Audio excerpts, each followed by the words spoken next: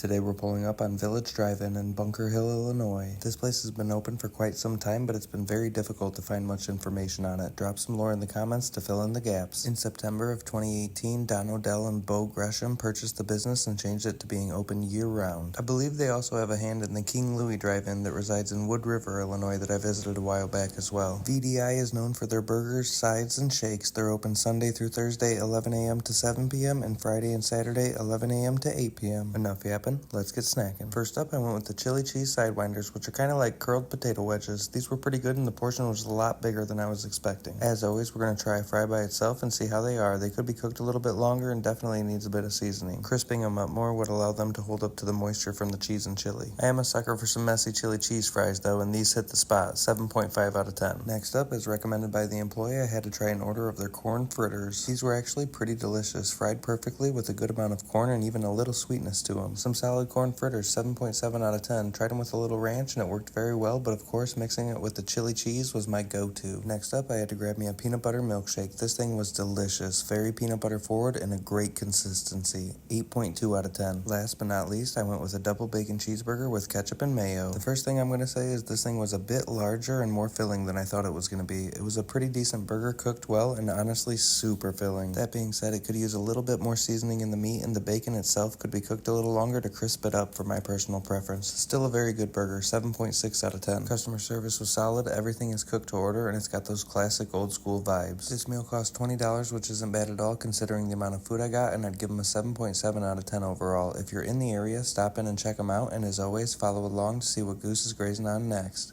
Peace!